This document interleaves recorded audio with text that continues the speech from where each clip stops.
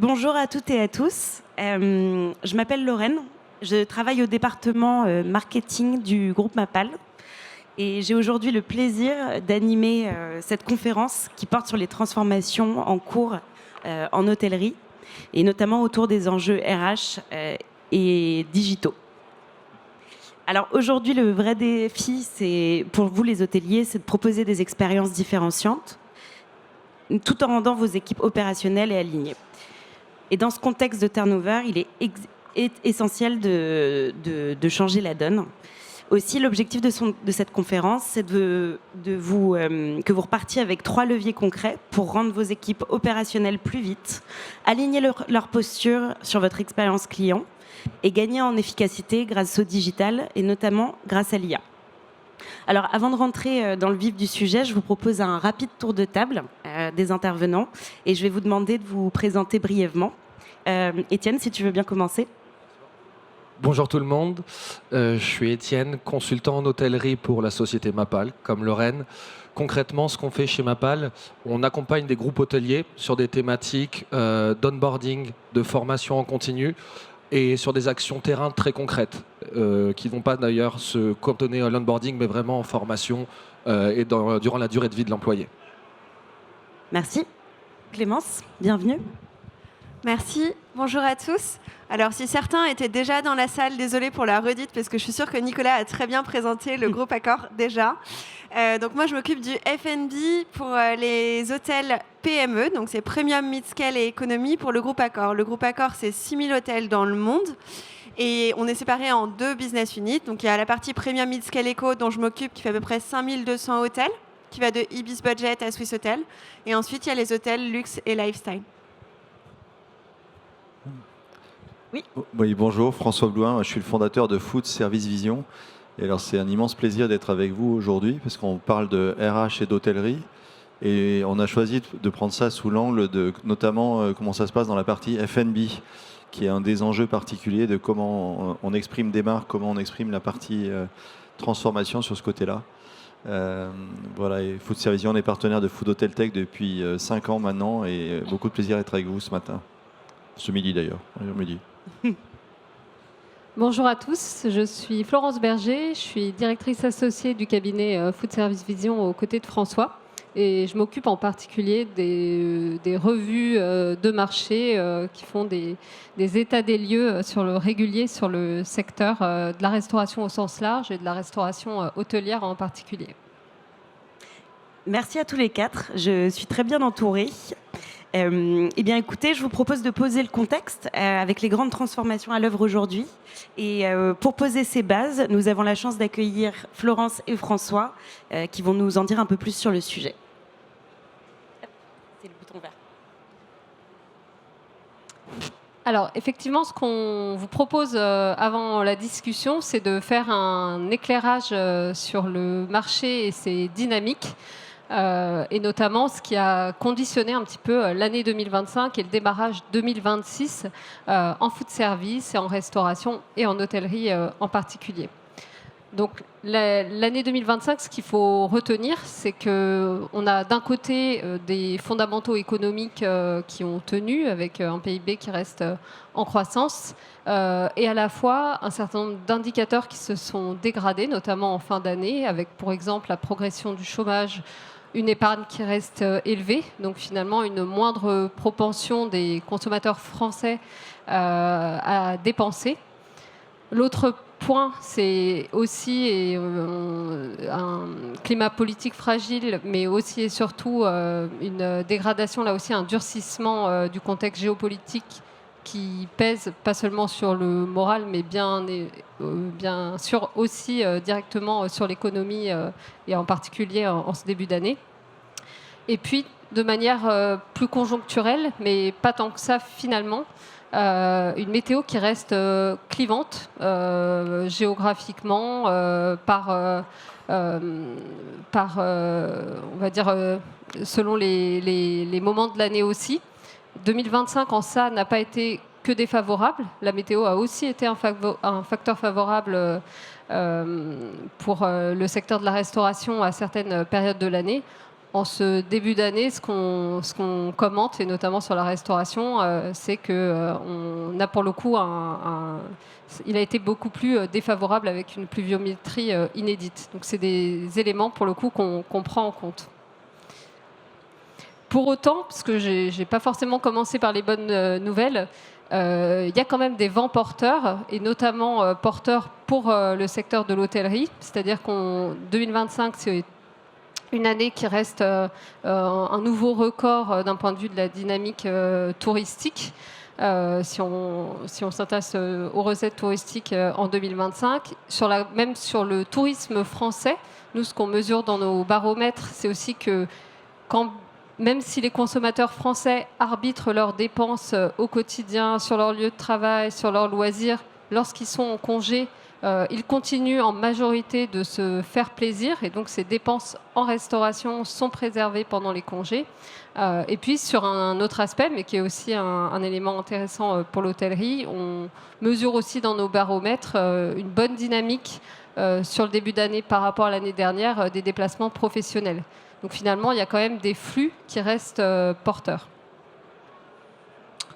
Alors comment ça se traduit en chiffres? Alors là, on est sur la dynamique de la restauration commerciale au sens large. Ça comprend la restauration à table, la restauration rapide et la restauration hôtelière, entre autres. Sur l'année 2025, on a eu une croissance de chiffre d'affaires de 2%.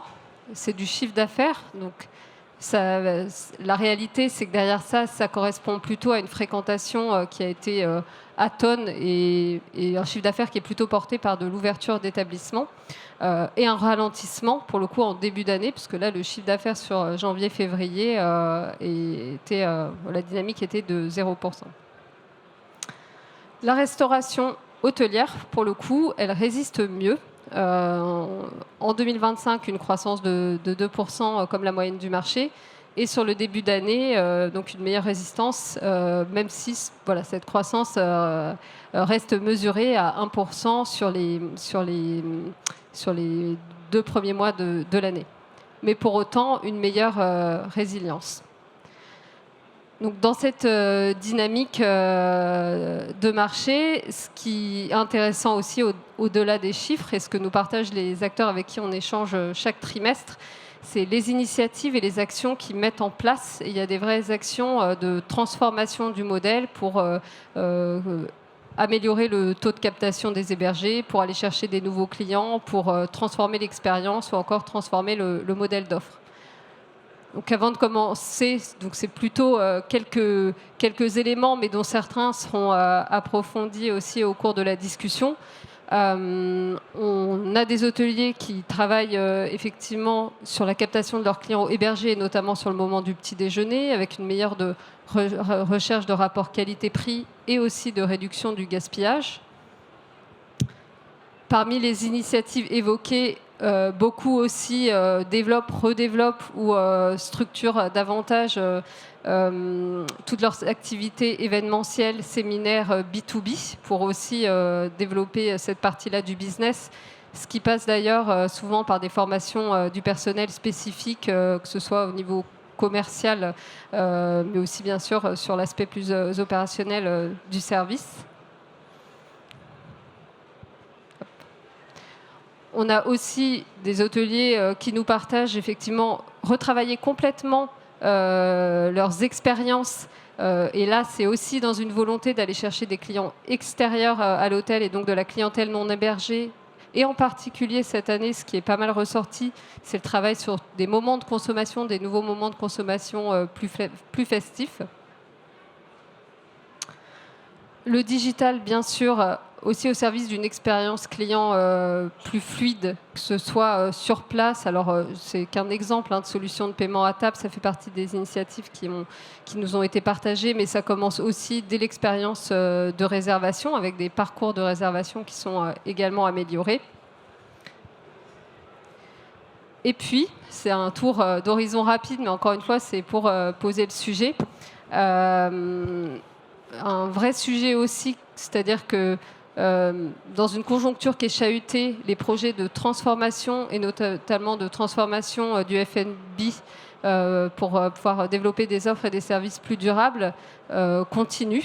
Avec un travail sur la végétalisation de l'assiette, mais aussi l'essor du bio pour certains acteurs pour qui le bio fait aussi partie de leurs engagements, le travail sur le local. Donc on voit aussi que ces chantiers ont été aussi clés finalement dans les axes qui ont été développés par les acteurs en 2025.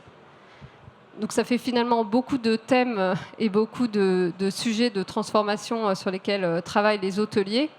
Et ces défis qui sont plutôt des défis front office pour pouvoir là aussi développer le trafic et le chiffre d'affaires, bien sûr transforment également les attentes RH et la manière dont ils doivent animer, former leur personnel et recruter.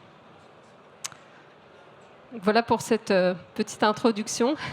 Merci beaucoup, Florence. Effectivement, on constate que l'hôtellerie-restauration est en pleine mutation, une mutation qui est complexe. Clémence, côté Accor, comment ces nouvelles attentes, notamment autour des enjeux RSE, se traduisent et comment vous les accompagnez au niveau de vos équipes ? Alors, ce que j'ai changé avec François rapidement, c'est assez drôle. On les a tous, en fait, ces défis. Donc, vous avez tapé dans le mille. C'est vraiment ce qui nous occupe en ce moment. Pour vous donner une idée plus spécifiquement sur la partie RSE, en fait, les opérations F&B chez Accor, ça représente 17% de notre empreinte carbone. C'est énorme au niveau du groupe. Donc, du coup, on a vraiment besoin de définir une stratégie d'alimentation durable pour avoir un impact au niveau du groupe sur notre empreinte carbone. Donc nous, on a défini 3 piliers clés qui s'articulent autour d'une même préoccupation de qualité. Le premier pilier, c'est autour du sourcing. Donc comment est-ce qu'on s'assure d'avoir des produits qui sont certifiés, notamment sur les produits à plus fort impact. On pense par exemple au café ou au chocolat, sur lesquels on a des objectifs qui sont très forts à 2030. Mais on a aussi développé par exemple des attentes auprès de nos hôtels sur le poisson. On demande à ce qu'ils utilisent du poisson de saison, qui ne soit pas menacé. Enfin, on est vraiment de plus en plus exigeants sur la partie sourcing. Donc ça, c'est le premier pilier. Le deuxième pilier, c'est autour du gaspillage alimentaire. En fait, chez Accor, on assume de faire moins pour faire mieux. C'est vraiment dans cette optique de qualité qu'on essaye de réduire notre gaspillage alimentaire. Pour être très honnête avec vous, ce n'est pas la partie la plus compliquée parce que qui dit réduction du gaspillage alimentaire dit réduction du coût matière, dit profitabilité. Donc c'est plus facile de convaincre nos propriétaires sur cette deuxième dimension sur lequel on peut vraiment avoir un impact très fort au niveau du groupe. Et le troisième pilier, qui pour le coup est plus complexe, c'est la transformation des habitudes de nos clients. Nous, on se donne comme mission chez Accor de faire découvrir à nos clients pendant leur séjour des nouvelles habitudes alimentaires qui vont pouvoir ramener chez eux, que ce soit avec des assiettes plus végétalisées, que ce soit avec des boissons différentes, que ce soit en découvrant des nouvelles manières, par exemple, de prendre du café un peu moins, mais du meilleur café, du café plus certifié. Pour nous, c'est vraiment très important d'avoir ce pouvoir transformatif chez nos clients. Merci Clémence. Étienne, je me tourne vers toi en tant que consultant hôtelier. Selon toi et dans ce contexte, la fonction RH se retrouve-t-elle vraiment au cours de cette transformation ? Oui, totalement. Pour moi, la fonction RH aujourd'hui est directement reliée à la performance opérationnelle. Dans tous les cas, on sait que les RH vont être le premier point de contact d'un nouvel employé. Donc typiquement, c'est cette personne-là qui va être... qui va avoir le devoir de communiquer les premières guidelines à ce nouvel arrivant.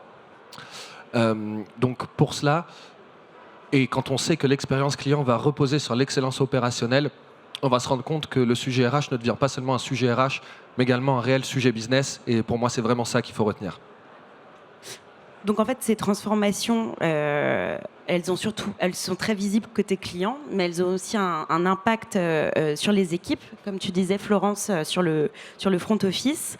Et finalement, tout finit par reposer sur elles. Aujourd'hui, le vrai enjeu, c'est de les rendre opérationnels très rapidement. Étienne, concrètement, comment on fait pour transformer ces nouvelles attentes en action terrain, et ça dès le premier jour ? Pour moi, encore une fois, le point clé, c'est de rendre ces standards de différents groupes hôteliers ou de chaînes indépendantes concrets et actionnables. Il faut oublier les formations trop théoriques qui sont beaucoup trop longues et moins parlantes et revenir sur du contenu simple qui est adapté à chaque fiche de poste pour que l'employé en question puisse reproduire quasi immédiatement ce qu'il a appris dans un délai restreint et que du coup il puisse être opérationnel le plus rapidement possible. Clémence, je me retourne vers toi. Comment concrètement vous accompagnez vos équipes, notamment les chefs en cuisine, pour intégrer ces nouvelles attentes autour de la végétalisation, pardon. Alors, je rejoins Étienne, c'est vraiment important que dès le premier jour, nos équipes soient le plus opérationnelles possible. Et chez Accor, c'est un vrai challenge parce qu'on est gros. Voilà, je vais vous donner un peu les ordres de grandeur. Moi, je m'occupe de 5200 hôtels. Pour former tous ces hôteliers, toutes les équipes dans ces hôtels qui peuvent avoir du turnover sur les différents process, les projets qu'on a envie de mener, ça demande quand même pas mal de boulot si on veut le faire de manière individualisée. Donc du coup, on a une approche assez méthodique où on définit une stratégie F&B par marque qui se décline en guidelines opérationnelles. Et ensuite, on travaille spécifiquement sur des formations, sur différents projets ou sur différents gestes. Donc, si tu donnais l'exemple de la végétalisation, nous, c'est un projet qui nous tient beaucoup à cœur et sur lequel on a une marque pionnière qui est la marque pionnière du groupe Novotel. Donc, je ne sais pas si vous savez, mais Novotel, c'est pour Nouvel Hôtel. C'est une marque qui a été créée en 67, qui est incroyable d'audace et d'innovation. Et par contre, elle a été créée en 67, donc il faut se renouveler dans l'innovation et l'audace. Et donc là, on a lancé un nouveau positionnement pour la marque qui s'appelle Longevity Everyday, qui repose sur l'idée que les petites actions du quotidien peuvent avoir un impact dans la durée, un impact vraiment transformant pour votre vie lorsque vous les répétez chaque jour. Et donc du coup sur le pilier HIT, dont je m'occupe plus spécifiquement, mais il y en a 3 autres, il y a aussi sur le sommeil, sur les rencontres, etc. Mais bon, je vous laisserai découvrir ça parce que c'est vraiment chouette. Mais sur le pilier HIT, on se focalise sur la démarche qu'on a appelée Plant Forward. Donc Plant Forward, c'est vraiment pour remettre les plantes au centre de votre assiette. C'est une approche qu'on a définie en cohérence avec les recommandations de l'OMS. Sur la réduction des protéines animales et sur lesquelles on va vraiment axer sur le goût. C'est un projet qui est porté par mon équipe, donc par l'équipe F&B. C'est pas un projet RSE, même si évidemment on a beaucoup travaillé avec nos collègues RSE dans la construction de l'approche, mais c'est un projet qui est purement F&B sur une nouvelle manière de cuisiner pour mieux répondre à vos besoins nutritionnels. Voilà, pour vraiment vous donner une nourriture qui est plus saine, qui est délicieuse, qui est meilleure pour la santé, pardon. Et donc typiquement, comment est-ce qu'on a fait pour la mettre en œuvre dans nos Novotel, puisque là elle est live, vous pouvez y aller, il y a des recettes qui sont délicieuses. Et d'ailleurs, si vous y allez en avril, c'est la minute pub, vous gagnez 100 points all si vous testez nos recettes Plant Forward, c'est dit. Mais donc du coup, on a créé une formation en ligne avec un partenaire qui s'appelle le Culinary Institute of America, qui nous a permis d'avoir des modules accessibles en ligne facilement, qui sont des modules relativement courts et qui sont des modules vraiment culinaires. Donc, on va vous apprendre à faire une réaction de Maillard avec un légume, par exemple. C'est vraiment c'est culinaire, quoi. C'est pas du tout planète, etc. Enfin, c'est très appliqué. Ensuite, on a développé une banque de recettes qui sont accessibles partout dans le monde, mais qui sont aussi localisées. C'est-à-dire que vous avez des recettes de partout, en fait, de là où on est implanté, mais vous avez une sorte de filtre qui vous affiche d'abord les recettes qui sont pertinentes dans votre localisation. On a fait un partenariat avec un influenceur culinaire qui s'appelle Alfie Steiner. Je ne sais pas si vous connaissez. Il est hyper connu au UK, j'avoue. Moi, je ne connaissais pas avant qu'on travaille avec lui. Ce qui est intéressant, c'est qu'on n'a pas choisi un chef étoilé. On a choisi un influenceur culinaire qui est beaucoup plus approchable, beaucoup plus accessible, et c'est délibéré. En fait, on veut créer des recettes que vous pouvez refaire chez vous. Donc, qui mieux qu'un influenceur culinaire avec ses millions de followers pour incarner cette démarche-là. On a choisi d'incarner à nouveau la démarche de Plant Forward via notre marque pionnière, donc Novotel, qui va être le fer de lance de cette approche pour le groupe. Et dernière approche pour s'assurer que nos équipes sont à fond et sont embarquées dans cette transformation, c'est de communiquer à nos clients. Et donc, c'est pour ça qu'on a créé cette offre avec notre programme de feed, pour s'assurer que nos équipes voient des gens qui arrivent dans leur hôtel, qui leur demandent « Tiens, est-ce que je peux goûter ça Il paraît qu'avec cette recette, je vais gagner des points, etc. » Et qu'il y ait vraiment une dynamique vertueuse qui soit mise en place. Merci Clémence, c'est hyper intéressant cette notion d'adhésion, d'embarquer. C'est vrai qu'on parle beaucoup d'engagement des équipes aujourd'hui, mais aujourd'hui, le vrai sujet, c'est plutôt comment obtenir leur adhésion immédiate. Aujourd'hui, pour embarquer les chefs et notamment les équipes, Étienne, comment structures-tu cette adhésion dès le premier jour ? Pour moi, encore une fois, l'adhésion, c'est pas quelque chose qui va être inné, c'est quelque chose qui va venir de manière naturelle et qui va se construire petit à petit. Ça peut passer par plusieurs points, comme la clarté des informations transmises au nouvel adhérent directement, ou alors à la capacité de ce dernier à se projeter dans des situations concrètes. Si le collaborateur, demain, comprend ce qu'on lui demande, a les cartes en main pour faire ce qu'on lui demande, il va directement plus adhérer aux standards, se projeter dans la société et du coup performer plus rapidement possible. Plus on approche la formation de la réalité, plus les éléments communiqués sont efficaces et pertinents, et donc l'adhésion sera plus rapide et plus pertinente. Clémence, comment faites-vous chez Accor du coup pour embarquer vos équipes et notamment les chefs dans ces évolutions de végétalisation ?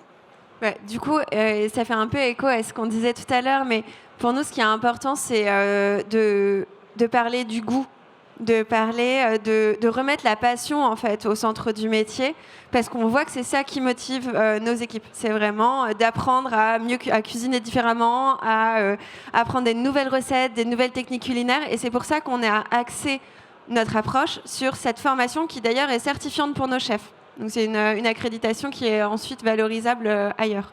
Bon, on espère qu'il reste chez nous, bien sûr, mais voilà.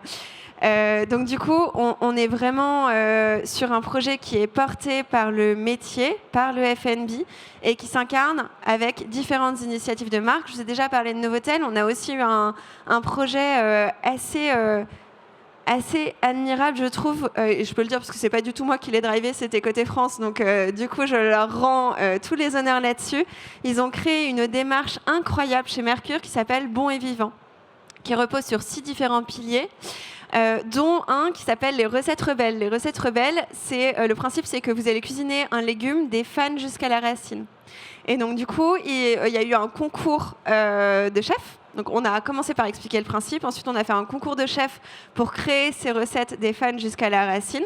On a voté pour différentes recettes et ensuite l'équipe a créé un livre de Mercure, les recettes rebelles, qui met en valeur une 50aine de recettes qui ont été créées par nos chefs ainsi que leur établissement, pour vraiment montrer comment est-ce que la transformation, elle se vit au jour le jour. Et je pense que cette mise en valeur des équipes et la création de ce cercle vertueux autour de la passion, c'est vraiment ce qui fait que chez nous, ça marche. Merci. Oui, j'ai envie de réagir à ce point-là, parce que depuis tout à l'heure, on se parle de concepts. Florence nous a présenté 5 défis. Tu as dit qu'on était dans le 1000 et que vous étiez sur ces différents défis. Et en fait, nos métiers, ils sont à la fois très simples et très complexes. Moi, je dis souvent, nous, on ne construit pas des fusées. Déployer à l'échelle d'un groupe comme le vôtre une idée aussi simple que Plant Forward ou Recettes Rebelles, ça demande énormément d'attention à comment on passe de l'idée géniale à la mise en œuvre opérationnelle sur le terrain. Ouais. Et c'est là aussi où vous nous avez beaucoup aidé, parce qu'en fait, au-delà des équipes hôtels, nous, on a besoin d'embarquer nos propriétaires et c'est important de leur montrer la valeur des investissements qu'on leur demande et le ROI. Et donc, du coup, c'est pour ça que vous nous avez beaucoup aidé avec l'étude que vous avez faite sur Plant Forward, justement, pour muscler notre argumentaire, parce que juste dire qu'on va réduire notre empreinte carbone ne suffit pas. Avoir des intuitions relativement génériques de type « mais si, vous allez voir, votre coût matière, il va baisser, etc. » En fait, tant qu'on n'a pas de preuves, tant qu'on n'a pas de chiffres, c'est super, mais ça ne convainc pas. Donc, du coup, c'est là aussi où vous nous avez bien aidé à accélérer la transfo. Oui, c'est vraiment d'emmener toute la chaîne de valeur d'une marque ou d'un siège jusqu'au cuisinier, mais en passant par tous les maillons opérationnels. Et on va revenir sur la partie RH derrière, mais c'est vraiment essentiel. Mais justement, François, en quoi ces nouvelles attentes clients justement obligent-elles à repenser cette manière d'embarquer les équipes ? Mais en fait, ce qui change, c'est la vitesse à laquelle se renouvellent les attentes. Je ne sais pas si vous avez vu le nombre d'initiatives que Florence a présentées en introduction sur la nouvelle manière d'accueillir, travailler des nouveaux moments de consommation, travailler des nouveaux types de repas, travailler pour le maïs, les entreprises, travailler aussi pour l'alimentation végétale, par exemple. Tout ça, ça fait... Si vous dites, je suis restaurateur hôtelier aujourd'hui, je dois intégrer tous ces changements. C'est énormément de changements.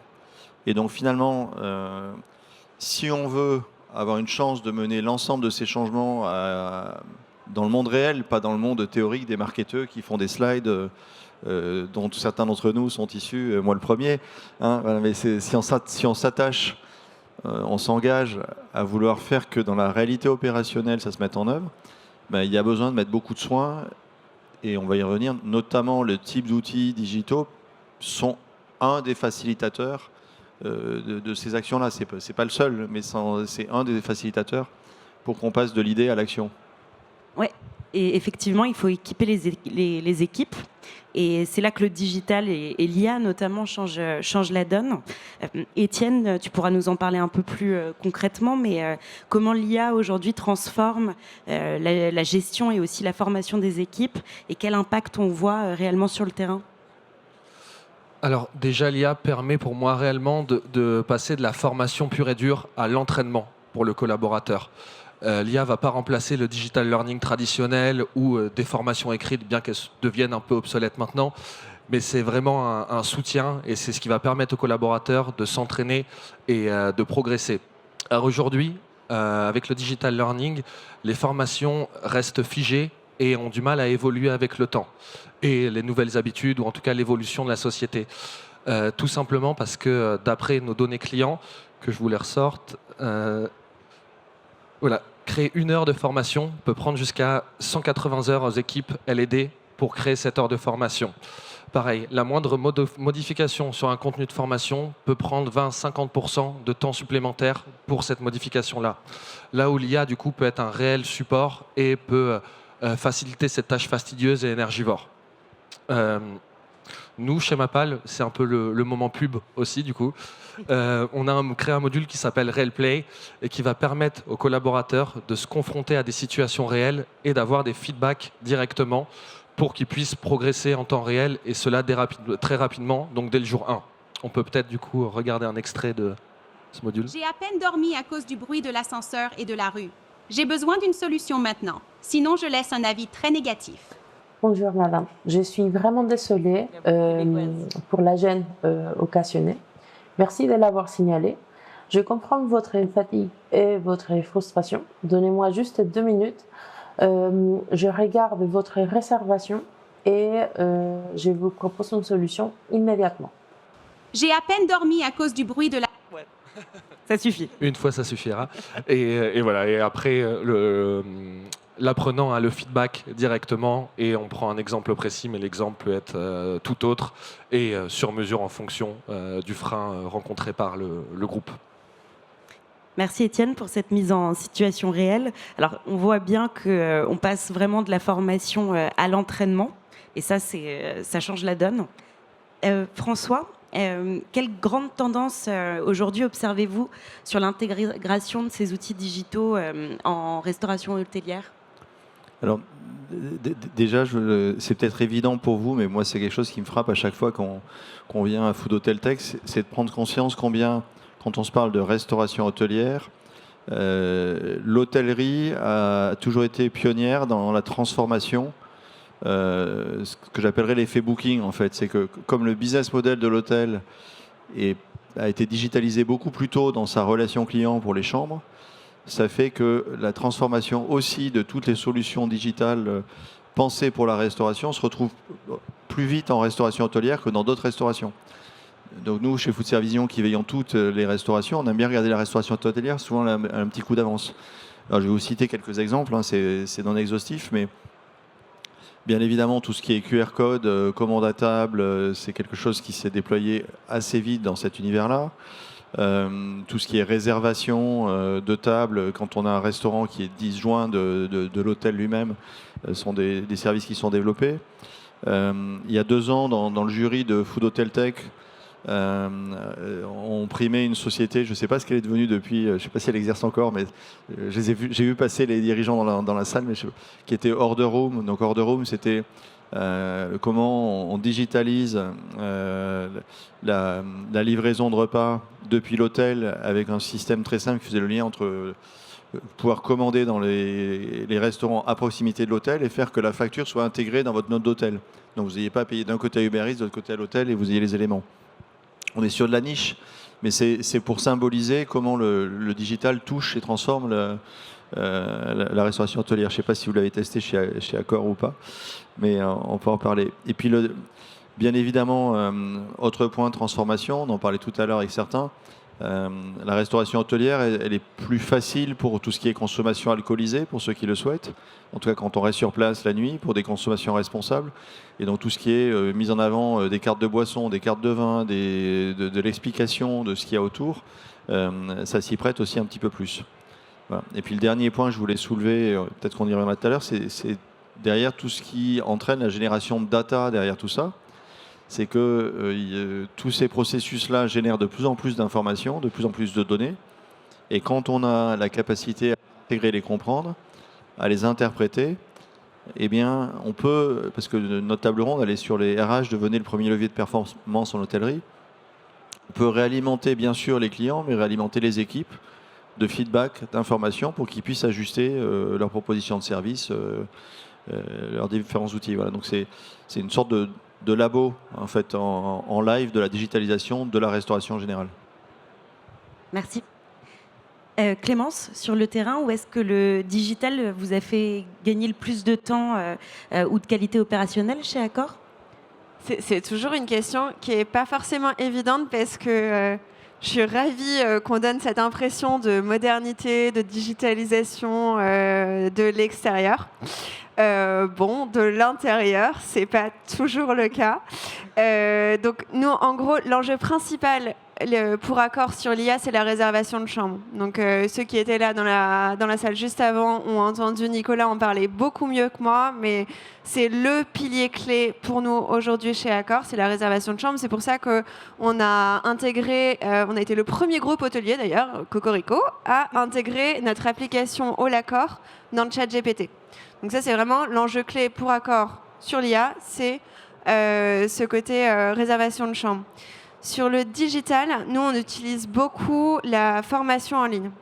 C'est vrai que ça, pour un groupe de notre taille, c'est super important en fait d'avoir une courroie de transmission plus rapide avec nos équipes. Et donc, on a développé des petits formats qui peuvent être 1 minute, 2 minutes, 3 minutes, des vidéos qui sont accessibles, des téléphones aussi de nos équipes, parce qu'ils n'ont pas tous toujours accès à un ordinateur, à des adresses mail sécurisées, etc. Donc là-dessus, on travaille beaucoup sur la formation.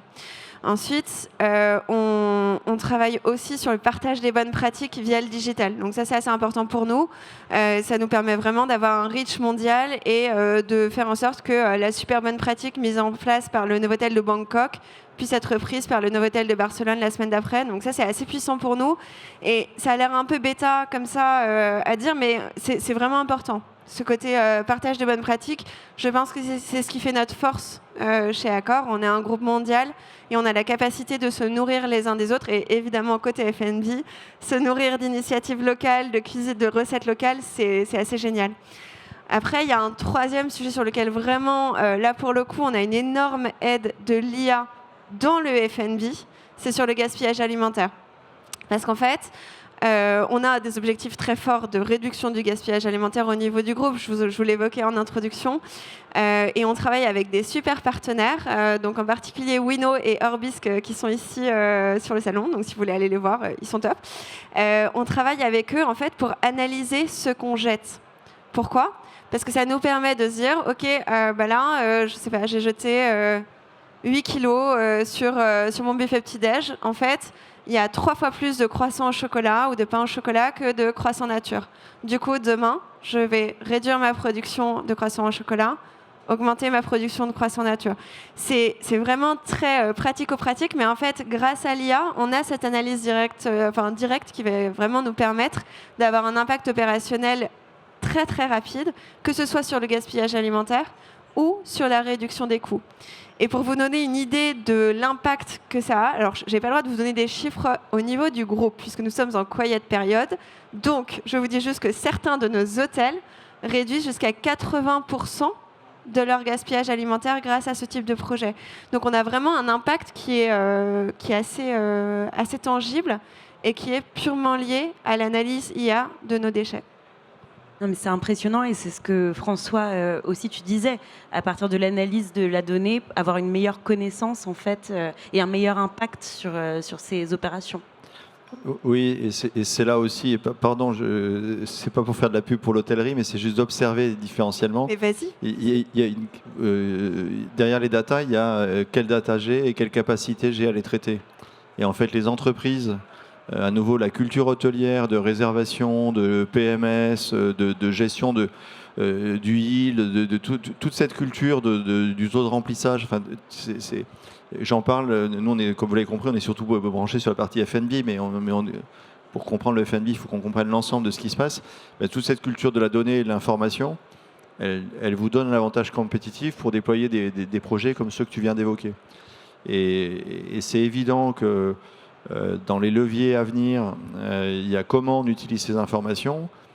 Et pour comment on utilise ces informations, comme on restera dans des métiers où il faudra accueillir des consommateurs, et c'est une chance, changer des chambres, les nettoyer, enfin tout ça, on est dans l'humain à la fin. Donc en fait, c'est comment on fait dialoguer l'IA, quelle qu'elle soit, avec les vrais humains qui font le vrai travail au quotidien. On peut les aider par des petits robots, mais... Non, mais tu as raison, et c'est vrai que chez nous... c'est un peu bateau de dire ça, mais c'est vrai dans notre culture. L'IA et le digital sont au service de l'humain. Et en fait, c'est vraiment l'humain qui est le plus important. Et c'est pas pour rien qu'on a fait des sessions de recrutement, par exemple, où ça s'appelle, je crois, Venez au talent ou décrocher un job au talent, où en fait, on analyse que les soft skills. Parce que les hard skills, on peut vous aider. Il y a des outils digitaux qui vont permettre de faciliter les process, etc. Par contre, le fait d'être souriant, d'accueillir un client, de chercher à résoudre son problème, ça, c'est une compétence du cœur qu'on a ou qu'on a moins et qui est plus difficile à développer. Donc, tu as raison. L'IA, elle vient au service de l'humain, mais pas en remplacement, en tout cas pas chez nous. Merci. Alors, la conférence touche bientôt à sa fin. Et j'ai une dernière question pour vous quatre. Si demain, vous deviez activer une seule priorité RH, laquelle serait-elle ? Étienne, je te laisse commencer. Moi, j'en ai plusieurs qui me viennent en tête, mais si je dois en choisir une, commençons par le commencement. Ça serait vraiment la structuration de l'onboarding en fonction du coup des différentes fiches de poste.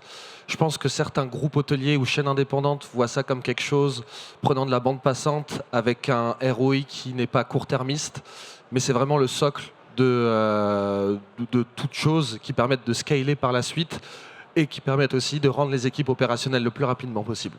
Donc ça serait par là que je commencerai. Clémence ? Du coup, je continue dans le process. Moi, je penserais à la rétention. On a des gros enjeux de turnover. Je pense que tous les restaurateurs et hôteliers dans la salle ont sans doute malheureusement les mêmes. Et je pense que grâce à la formation, grâce à l'investissement dans les équipes, grâce aussi au renouvellement de ce qu'on fait, on a un vrai levier de rétention de nos talents, de développement de nos talents. Et pour moi, ce serait ça la priorité. Merci. François, une priorité ? Moi, je crois beaucoup à tout ce qui est échange de pratiques. Tu l'as évoqué tout à l'heure. Donc, si j'étais aujourd'hui aux manettes, je mettrais tout mon gaz initial sur tout ce qui est boucle WhatsApp, échange d'infos, ce que tu as dit tout à l'heure, tac, en Australie, un hôtelier a trouvé une solution, boum, celui de Barcelone peut la reprendre la semaine d'après. Aujourd'hui, il y a des façons d'animer le digital de manière super humaine et ça j'y crois à fond. Et moi, ça rejoint peut-être un petit peu l'échange de pratiques, mais c'est peut-être en amont de cela, la co-construction, faire participer les équipes à l'élaboration des solutions à mettre en œuvre, pour faire aussi de la mise en œuvre un élément de fierté des équipes, qui est aussi des choses qui sont pas mal revenues dans les échanges qu'on a pu avoir avec les hôteliers. Au-delà d'un objectif sur la RSE, il y a aussi comment ça rend fier les équipes d'appartenir à un groupe et de mettre en œuvre une stratégie. Merci. Alors, il est temps pour moi de me tourner vers le public pour vous proposer de poser les questions que vous voulez. J'arrive.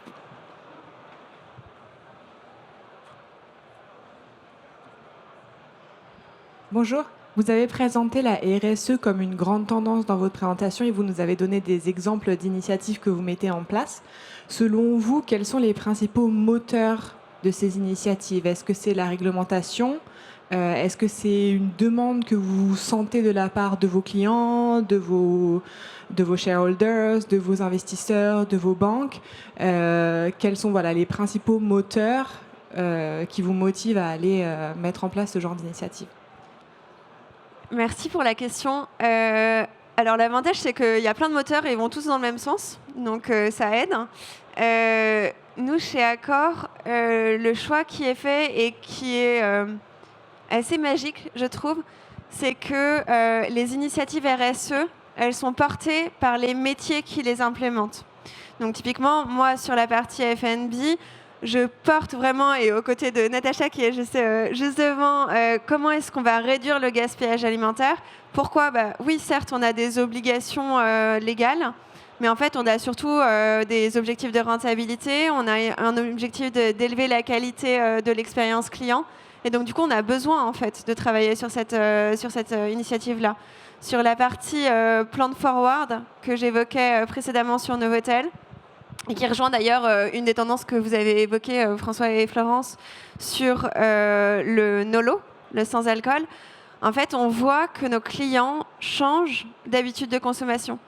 Je pense qu'on a tous compris en fait, que notre santé, elle passe vraiment beaucoup plus que ce qu'on pensait avant par nos assiettes et par nos verres quand il s'agit de l'alcool. Et donc, du coup, il y a cette évolution profonde des habitudes clients sur la restauration qui nous pousse à développer des alternatives. Et en fait, si on veut rester pertinent, on n'a pas le choix.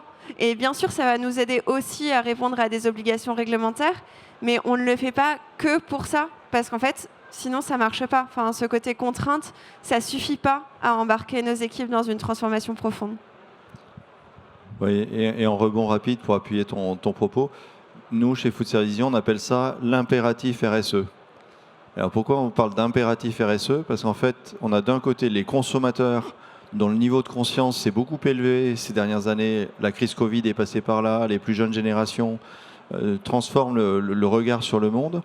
Et parce que le contexte législativo-réglementaire dans à peu près tous les pays du monde, on l'a regardé dans pas mal de zones avec vous, finalement il va un peu dans la même direction aussi. Et l'effet bonus de l'affaire, et c'est un peu quand je dis effet bonus, c'est un peu cynique, mais c'est quand même une réalité, c'est que plus s'exerce la pression économique sur les ressources, montée du cours de l'essence ou du pétrole aujourd'hui, les boîtes accélèrent le passage aux véhicules électriques. C'est un exemple. Voilà. Donc plus il y a de la pression sur la ressource, plus on devient intelligent pour réduire le gaspillage, passer au végétal, switcher. Donc c'est en ça qu'on parle d'impératif, parce que c'est vraiment multidimensionnel aujourd'hui. Et c'est vrai qu'en plus, il y a un changement, je trouve, dans la façon de le présenter, parce que, en fait, la RSE, pour la RSE, ça ne suffit plus. Je ne sais pas si vous ressentez la même chose, mais là, oui, bien sûr, tout le monde veut sauver la planète, mais en fait, pas en vacances. Enfin, pas quand on est à l'hôtel. C'est un moment de plaisir. C'est pas forcément le moment où on a envie de faire le plus d'efforts. Et donc, du coup, nous, on doit aussi changer notre approche et rendre notre nouvelle philosophie culinaire, par exemple, désirable. Et c'est pour ça que c'est un projet qui est porté côté alimentation, côté culinaire, parce que, en fait, on parle du goût, on parle du plaisir de manger. On n'est pas sur une restriction, vous allez manger moins de viande parce que sinon vous allez tuer plein de bœufs et c'est terrible pour la planète. C'est pas du tout ça notre discours, et honnêtement, ce serait importable pour une entreprise hôtelière dans le voyage. En termes de greenwashing, si on commence à rentrer sur ce terrain, c'est pas possible. Donc, du coup, on a vraiment besoin de cette rhétorique du plaisir, de la joie de manger ensemble sur des plats qui sont bons pour la santé et qui en plus sont délicieux, plutôt qu'un côté impératif RSE de transformation. Est-ce qu'il y a d'autres questions? Oui. Bonjour. Aujourd'hui, à des niveaux de direction, on sait qu'on est tous très conscients de ces enjeux-là. Mais comment vous faites du coup pour engager les équipes opérationnelles, donc la femme de chambre, le plongeur, toutes ces équipes-là qui sont souvent un peu moins sensibilisées? Alors nous, pour le coup, on a pas mal de gens qui sont sensibilisés à tous les niveaux dans les hôtels. En fait, je pense qu'on a une chance, c'est que on a, je crois, 60 à 70% des gens qui travaillent dans des hôtels dont c'est le premier job, en fait. Donc du coup, ils sont jeunes et donc du coup, ils ont envie de changer le monde avec nous. Et donc du coup, on profite de cet élan aussi hyper positif pour le coup sur la RSE parce que ils sont engagés dans leur vie quotidienne. Et donc, on n'a pas tellement cette problématique-là d'engager tous les niveaux. Pour le coup, on a plutôt de la chance là-dessus. Je pense que c'est aussi aidé par le partage de bonnes pratiques qui est assez valorisant chez Accor. C'est-à-dire qu'en fait, on va vraiment faire du name dropping, de dire « Ah, machin dans tel hôtel a fait ça, c'est génial, etc. » On essaie vraiment de mettre en valeur les initiatives positives. Donc, peut-être que ça participe aussi à cet élan dynamique, mais du coup, on n'a pas trop ce sujet. Alors, je crois que la conférence touche à sa fin. Donc merci à tous et à tous pour votre attention. Et, Merci. Puis, si vous avez des questions, n'hésitez pas à venir nous voir au stand B39. Merci. Merci. Merci, bonne journée.